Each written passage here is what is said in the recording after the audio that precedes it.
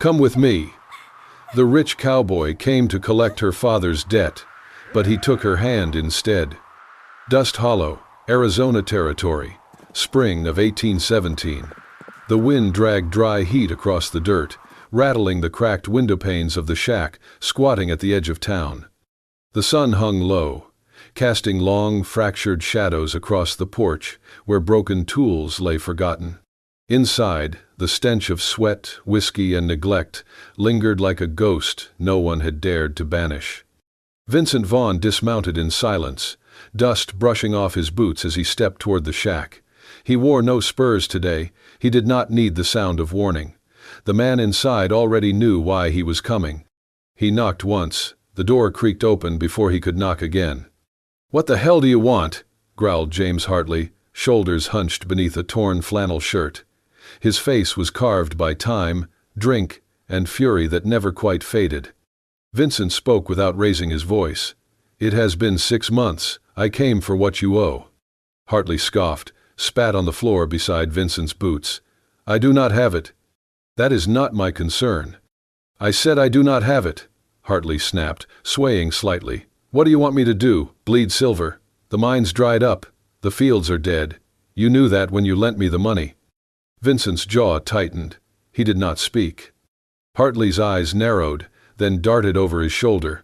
A mean sort of grin curled on his lips. "Wait here. Wait here." He staggered inside. A moment passed, then another. Vincent remained still, the heat pressing into his spine, the silence of the shack louder than most storms. The door opened again, this time wider. Hartley shoved a girl into the sunlight by the shoulder. She stumbled but caught herself before she fell. She was no child. Barefoot, with tangled dark hair and a faded green dress worn too thin. Yet she stood tall as any woman could after being dragged like a lamb to slaughter. "This one," Hartley said, gesturing toward her with a careless thumb. "Useless as a wife, useless as a daughter. Maybe she can be useful to you." Vincent's eyes did not flinch, but they turned sharply toward the girl. "She's 18, Hartley went on, grinning now. "You got land, money, a little girl that needs raising, and no woman to warm your bed. Take her, call it even." Melissa's breath caught. She looked at her father as if seeing a stranger. "You cannot be serious," she whispered. Hartley's grin disappeared. "I fed you. I raised you. And for what? You cannot even scrub a floor without whining. Do something for once in your miserable life." "No," Melissa said, voice firmer. "I am not for sale." She turned away, but too slow. The slap cracked through the dry air, loud as thunder. She fell to the porch floor, her cheek blooming red, hair falling over her eyes. "You ungrateful brat," Hartley spat. "You're nothing but dead weight." Silence followed. Vincent did not speak. He stepped forward. Hartley turned, perhaps to throw another insult, but froze when he saw the look in Vincent's eyes, like frost meeting fire. Vincent walked past the old man, bent down, and offered Melissa his hand. She looked up, dazed but not crying. Her lips trembled, but her pride held. Vincent's voice was low, but clear. "Come with me." Not an offer, not a question, a decision. Melissa stared at his hand, then at his face. For the first time in years, someone had not turned away from her. Slowly, she placed her hand in his. The first time Melissa saw Maddox Ranch, it felt more like a town than a home. Rows of barns and bunkhouses stretched across acres of dry earth and wild grass. Horses stamped in dusty corrals, and men moved like clockwork, shouting orders and sharpening tools beneath the broad sweep of sky. Vincent said little as he helped her down from the wagon. His hand brushed hers only briefly, steady, firm, then gone. He pointed to a narrow structure tucked beside the stables. "That's your room." She nodded, clutching her bundle of belongings and stepping inside. The space smelled faintly of hay and damp wood. A narrow cot, a rusted wash basin, and a single cracked window. The blanket was thin. The floor was dirt, no warmth, no welcome. Just enough space to breathe, and nothing more. It was clear. This wasn't kindness. It was toleration. As she unpacked, she caught sight of a little girl peeking around the stable door. Pale curls, big, solemn eyes. Ella, Vincent's daughter. She watched Melissa silently, arms tucked behind her back like a ghost, unsure if it was allowed to speak. Melissa offered a small wave. Ella vanished without a word. By the second day, the whispers began. Melissa passed the bunkhouse, carrying a basket of linens, when she heard the first voice, low, cutting. "Dat girl's got some hips on her, huh?" Then another. "Wonder what she's payin' him with."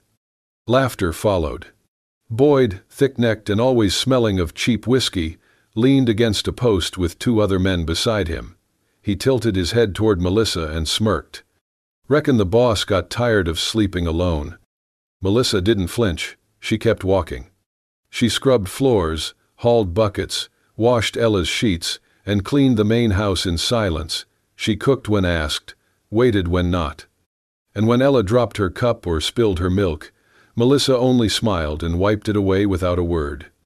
Ella, at first, watched her with suspicion, then curiosity, then, sometimes, admiration. But the others? They only pressed harder. By the end of the week, the teasing turned to touch. It was midday, the sun harsh overhead. Melissa made her way to the well with an empty pail, her apron dusted with flour. As she reached for the rope, Boyd stepped into her path. "Well now," he said, eyes raking over her, "you sure know how to carry a bucket." Melissa said nothing. She tried to step around him. He blocked her. "You don't talk much, do you?" His breath reeked. "Makes a man wonder what else you're quiet about." He reached out, his fingers brushing the inside of her wrist. She pulled back quickly, too quickly. The bucket slipped and clanged against the stones. She bent to pick it up, heart hammering. Boyd stepped forward and planted his boot on the edge of her skirt. "Oops," he muttered. She tried to rise. He gave her a nudge with his foot, not enough to hurt, but enough to humiliate. She fell to her knees in the dirt. And then, "Get your boot off her skirt, now." The voice cut like a blade through silence. Boyd froze. Melissa, still on her knees, looked up to see Vincent standing just a few feet away, one arm around Ella, his jaw set in stone. No one had heard him arrive. No one had noticed him watching. Vincent set his daughter down slowly. He walked to Boyd without a word, drew back, and punched him square in the face. The man collapsed, groaning in the dust. Vincent looked around at the others. "Anyone else want to test where I draw the line?" Silence. He turned to Melissa. She hadn't moved, eyes wide, unsure if what she saw was real. Vincent offered his hand. She took it. As he pulled her to her feet, his voice dropped to something only she could hear. "If anyone makes you feel unsafe, including me, you tell me. This is your home now." Ah. Melissa blinked fast, the weight of those words pressing against something fragile inside her. Behind them, Ella stepped forward. Her small fingers slipped into Melissa's. "Papa," she whispered, "is she staying with us?" Vincent looked at Melissa, long and full, like a question and an answer at once. He nodded. From that day on, no one touched her. No one whispered. Melissa worked as before, but now there was a softness in her step, a smile that appeared when Ella trailed flour across the kitchen floor, a quiet laugh when the dog stole bread from the table. And every night, from the window of the main house, Vincent watched through the glass. The woman once offered like coin had become the only thing keeping the home from falling silent. Rain had fallen hard the night before, unexpected and bitterly cold, the kind of storm that soaked through every layer and left the ground muddy and the air heavy with the scent of pine and wet dust. Melissa had stayed out longer than she should have, hauling firewood from the eastern fence line after the delivery boy failed to show. By the time she returned, her dress clung to her skin and her lips had turned pale. She said nothing to anyone, just changed, quietly made dinner, and went to bed. By morning, she could barely sit up. Her forehead burned, her breath shallow and uneven.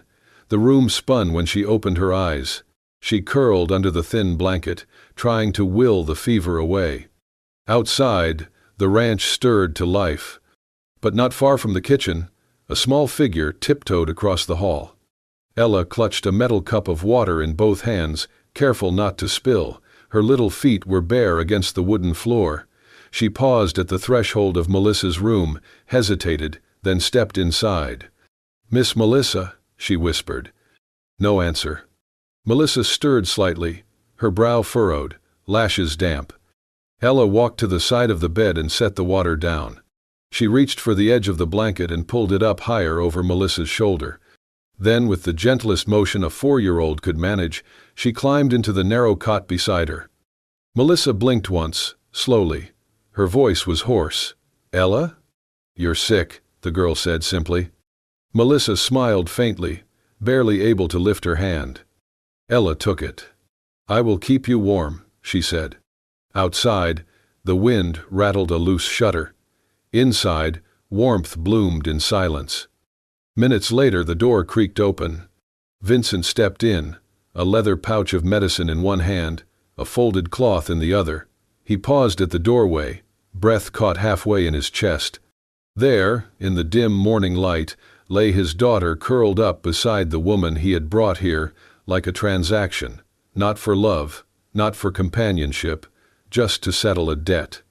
But now, Ella's small hand rested on Melissa's wrist, her head on Melissa's shoulder. The fevered woman held her gently, protectively, even in sleep. Vincent said nothing. He walked over and placed the pouch on the table, careful not to disturb them. He stood for a long while, eyes tracing the soft lines of Melissa's face, the curve of her fingers as they rested near Ella's back. He had not seen his daughter sleep like that since her mother died. And the woman who brought that peace?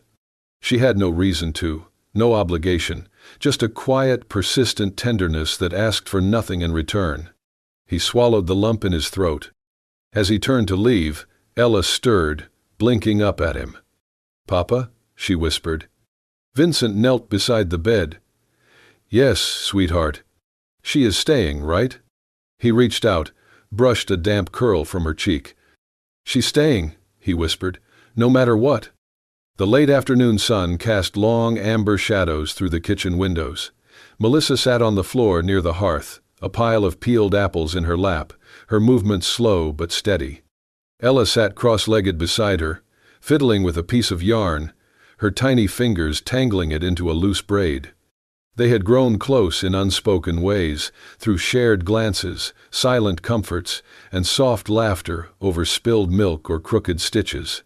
This afternoon felt no different, until Melissa, without thinking, broke the silence with a voice too low for storytelling, too heavy for childhood.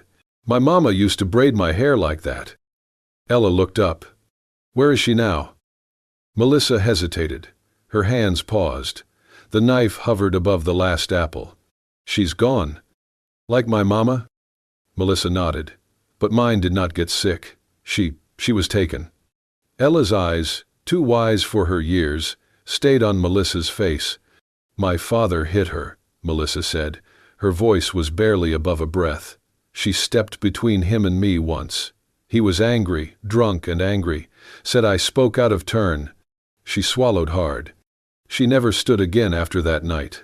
Ella reached out and gently placed her hand over Melissa's. The knife was still now, resting quietly on the wooden board. "I'm sorry," the little girl whispered. Melissa smiled, but it broke unevenly. "I learned that pain yells loud, but silence can kill." Neither of them noticed the shadow standing just outside the door. Vincent leaned against the frame, arms folded, jaw clenched. He had come to ask about supper. Instead, he had heard something that would not leave him. Later that evening, thunder rumbled in the distance, dry and far off.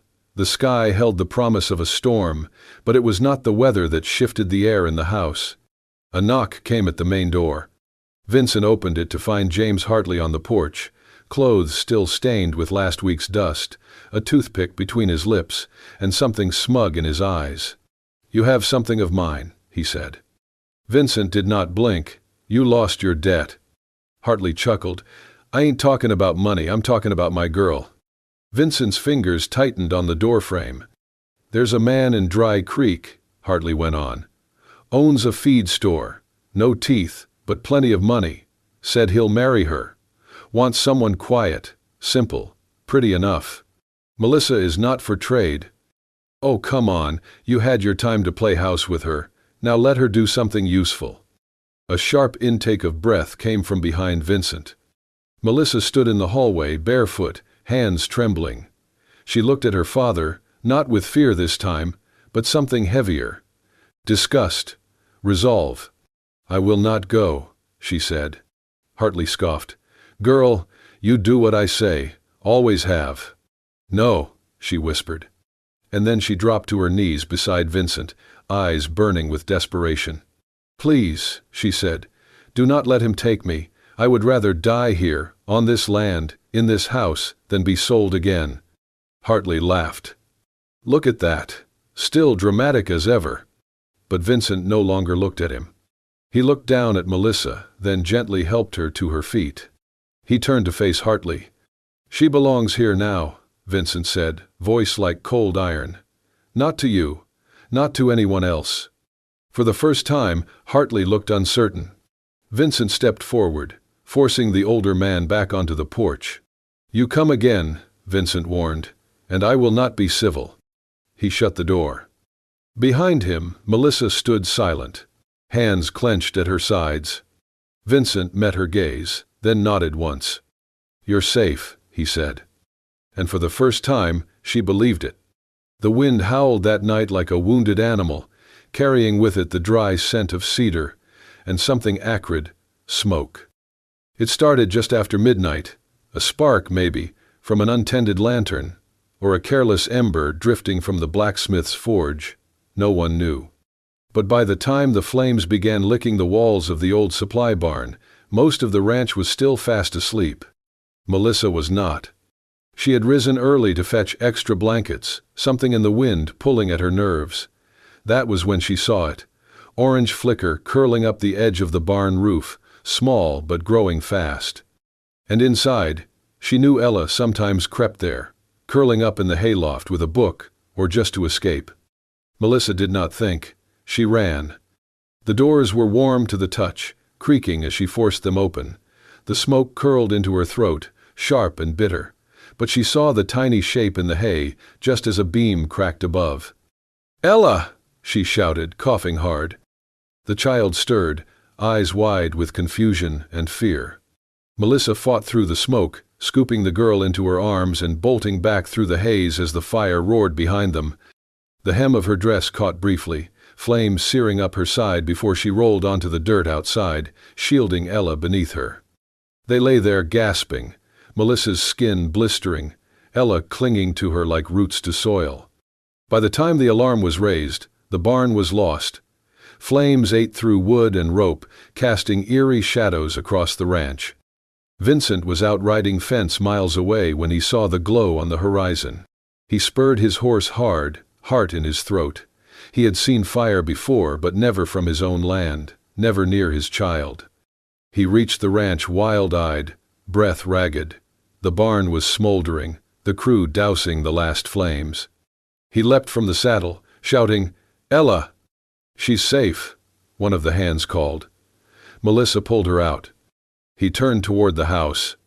Inside, Ella sat curled on the couch, wrapped in a blanket, thumb in her mouth. Vincent fell to his knees in front of her and pulled her close, eyes squeezed shut. Then he saw the burns. Not on Ella. On Melissa. Her forearm was wrapped in a damp cloth, the sleeve torn, raw skin underneath glowing angry red. You're hurt, he said, voice too soft to be his. It is nothing, she whispered. She is safe. He said nothing more, only took her hand and led her gently to the kitchen. He washed her burn with cool water, the silence between them heavier than pain. His hands were steady at first, until she winced. Then they trembled. She noticed. You do not have to. I do, he said simply. He wrapped the clean cloth around her arm, fingers brushing the tender skin beneath. The fire crackled softly in the hearth.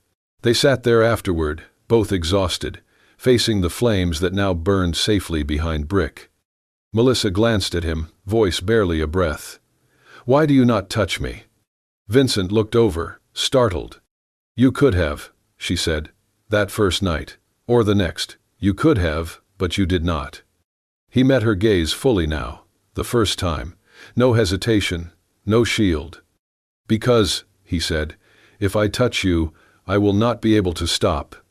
She did not smile. She did not cry. She simply looked at him, and in her eyes was something unspoken, something aching and old and familiar. Two souls who had wandered too long, who had stopped believing in warmth. But in that firelight, they saw it, in each other. The morning was too quiet. Melissa felt it in her bones before she heard the knock. There was no clang of tools, no calls from the stable hands, not even the rustle of wind through the dry grass. Just stillness, unnatural, pressing, foreboding. Vincent opened the door to find two men standing outside, one short and stout, dressed in fine city clothes that looked out of place against the dust, and the other taller, older, with the bitter scowl she had grown up fearing. James Hartley. "Brought someone to see the girl," Hartley announced, stepping past Vincent like he owned the air between them. "This here's Mr. Bernard Whitlock, owns half the freight wagons running through Prescott." Whitlock tipped his hat politely, his eyes lingering too long on Melissa as she came to the doorway. He smelled of expensive cologne and arrogance. His gaze wasn't cruel, but it was cold, measuring. "I heard you're looking for stability, miss," the man said. "Your father tells me you're of age, hard-working, quiet. I run a clean house. You'd have servants. A new dress every week. I'd take care of the debt, no questions asked." Melissa didn't move. Vincent's jaw tensed. He said nothing. He stood beside her, unmoving, unreadable, but his stillness was thunderous. Hartley stepped forward, voice oily. "Girl, this is a blessing. Man like him don't come knockin' for just anyone. You think this offer's gonna come again?" Melissa looked at her father, his face full of expectation, but none of love. Then, at Whitlock, whose smile never reached his eyes. Finally, she turned to Vincent. But he didn't speak. His arms were crossed, his stare fixed on the floor, as if surrendering the choice to her, but not without pain. She saw it. Melissa stepped forward. Her voice was calm, but each word struck with the weight of truth. "I do not want a new dress," she said. "I do not want servants, or promises, or debts paid by someone who does not know me." Whitlock's brows rose. "You'd rather scrub floors and feed pigs?" "I would rather feel seen." She turned to Hartley, then back to Vincent. "I have known what it means to be unwanted, to be used, to be spoken for but never heard. But here," her voice broke, then steadied, "I have been looked at, not as a burden, or as a bargain, but with kindness, with eyes that did not pity me." She stepped back inside and gently closed the door. Hartley cursed on the porch. Whitlock left without a word. Vincent remained silent. He looked at Melissa only once, then walked out the back door. The sky was turning copper over the hills. Melissa stood frozen for a moment before panic took her limbs. She ran. Across the yard, past the garden, to the stables where she found him tightening the saddle straps on his horse, his back to her, breath heavy. "Vincent," she called. He did not turn. She rushed forward and threw her arms around him, pressing her cheek to his back. "Do not go," she said, voice trembling. "Please, if you walk away now, I will not have any home left."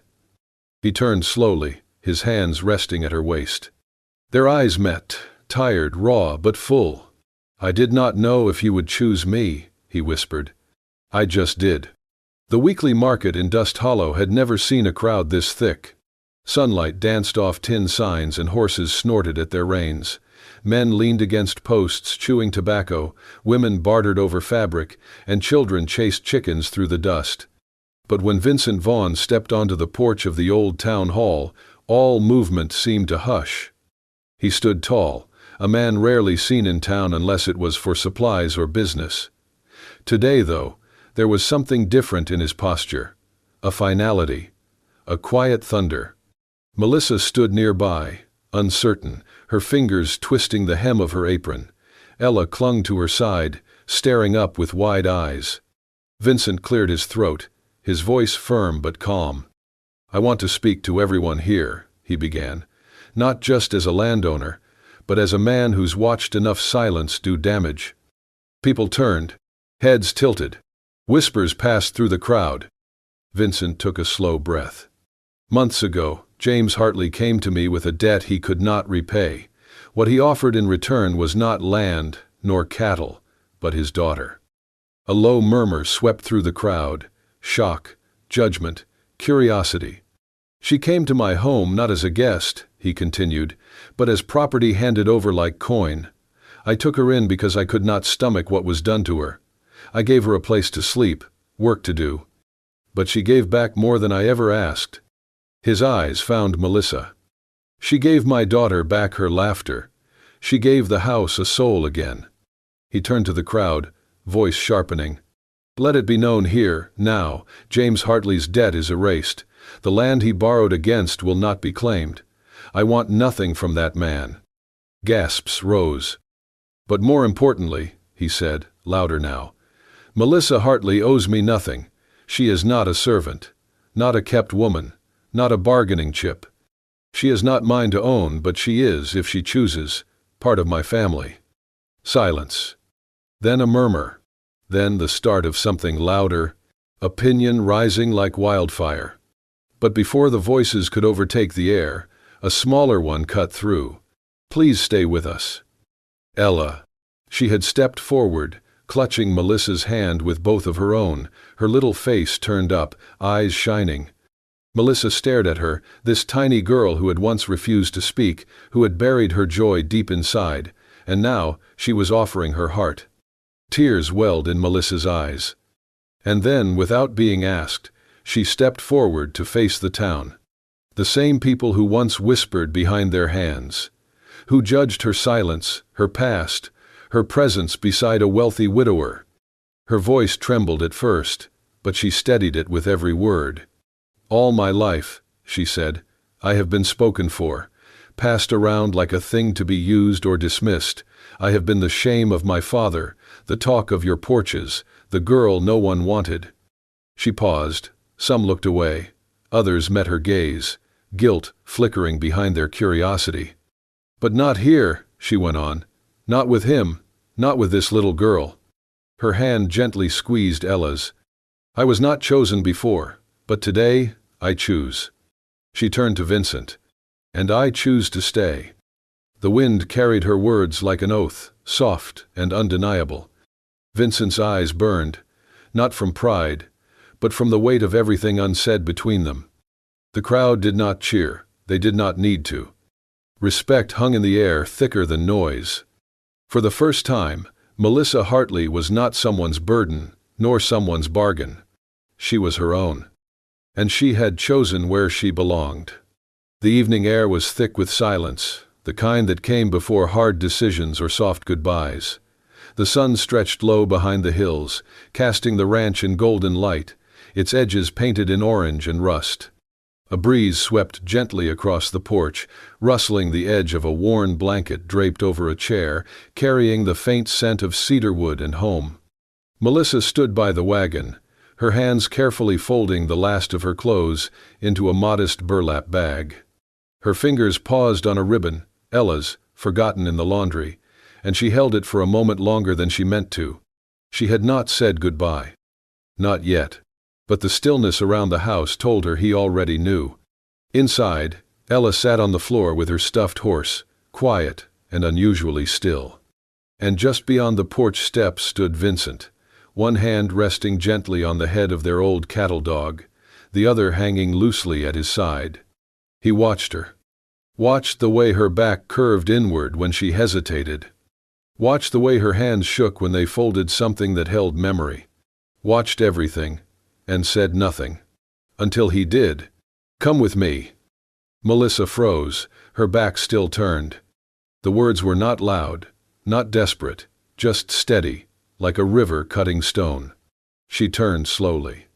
He was closer now, just a few paces away, the dying sunlight catching the edge of his jaw, the creases near his eyes. She searched his face for answers, or permission, or maybe something she could name. His voice was soft. Not to pay a debt. Not because I need a mother for my daughter, not because the town's talking. He took a breath. But because you fit here. Because when you laugh, the house breathes easier. Because when you touch her hair, she sleeps through the night. And because when you are near me, I feel like something I lost a long time ago has found its way back. Melissa's eyes blurred. She pressed a hand to her chest. I do not have anything, she whispered. Vincent stepped forward, shaking his head once. You have everything. Stillness again. And then, movement. She dropped the ribbon into the bag and let the rest fall. The wind picked up her skirt as she walked toward him, slow but sure, like crossing a bridge made of something invisible but unbreakable. She stopped inches from him. Say it again, she whispered. He smiled, almost sad. Come with me. She nodded. I was waiting. Vincent reached for her hand, fingers lacing through hers.